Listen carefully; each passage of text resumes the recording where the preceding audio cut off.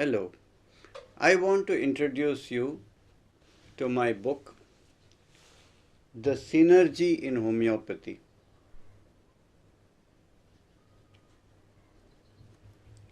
And I want to tell you a few things about this book.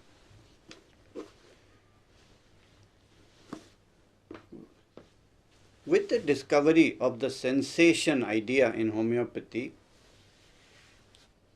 a whole new way of looking started. And what's that exactly? So far, homeopathy was very heavily left-brained. It was a symptom proving, repertory, materia medica, fact approach. With the sensation method, we added to it the right side of the brain, which is the conceptual, the experiential, the feeling, along with the idea of kingdoms, the idea of the source, as important information in identifying the remedy for the patient. At that point, there was a kind of a divide in the profession. Are you a classical, traditional homeopath? Are you a sensation method homeopath? In my own mind, such a division did not exist because I don't see that as exclusive. I see both these ideas as inclusive. I mean, we do not function with the left side of the brain exclusively or the right side of the brain exclusively. In our life, we use both. We look at something and we see the facts of it, but we also see our feeling with it. Then we either choose it or don't choose it. It can be a shirt, it can be a car, it can be anything. It can be food.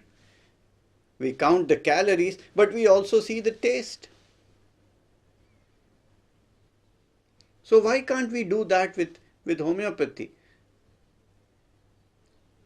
So I found that neither the sensation method is exclusive nor the symptom method is exclusive. But when they are put together,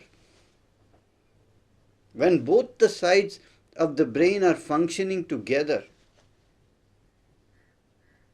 the results are much, much better than using them individually. That is the idea of synergy.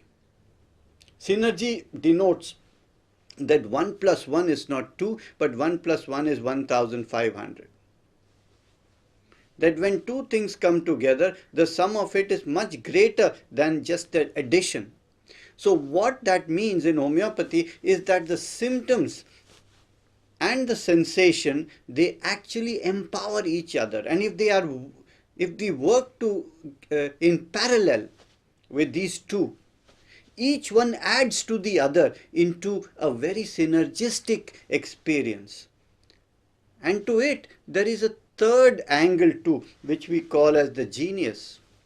So there's the triangle, here is the symptom, the system or sensation, and then on the top is the genius. And where they all come together, where they meet, that is the remedy. Genius is another very important idea. The genius of the patient or the genius of the remedy is the central thread that connects all the diverse aspects of that patient or remedy. For example, in Calcarea carbonica, one aspect of the genius would be slowness. There is slowness of development. There is slowness of movement. There is a lethargy, an aggravation from exertion, an obesity, you see. So when we look at the symptoms and the sensation of Calcarea carb and add to it the idea of slowness, it really works, because you cannot then give Calcarea carb to a very fast-paced, hyperactive patient. You have to see that the genius, the very idea, also matches the pace, the main location, the main modality, the main temperament. what we call as the generalities of the remedy, where Boger puts it in the generalities or Fatak would put it in the generalities. That is the genius, the exciting factor, etc. So, how to use this three angles together in the case taking, in the process? That's what the book Synergy is all about. And maybe I can read you some chapters from here, or just read the names of the chapters. For example, which approach to take first? Should we go by the symptoms? Should we go by the sensation? And the answer is simple. We have to go by the patient. We have to see which level he is in. So I found patients who are at a pathological or a local symptom level or an emotional or psychosomatic level, they need initially a more symptom based approach because their sensation and experience is not that clear. So the approach also depends on the level of the patient, it depends on the kingdom of the patient, etc. Another interesting thing I've spoken about is the anchor. What I found most useful is to identify the clearest and the surest aspect of the patient. It may be a symptom group, it may be a local symptom group, it may be a sensation, it may be a genius. But if you know one point for sure and clear, you can anchor there and then examine the remedies around that so that you are not lost in the sea of wilderness. How to locate that anchor, how to anchor yourself, and at the same time, how to remain unprejudiced. These are the ideas that we speak about in the book. Another very important thought is peripheral vision. Many times when you talk to the patient, you ask him maybe something. And you say, tell me what you like to eat. And he says, I like cold things, but I cannot take it, because, it affects me too much, if I just one drop of cold drink and my whole system is completely ruined. So you asked him for the cravings, and what you got was an experience of how delicate his system is. That's much more important than the craving.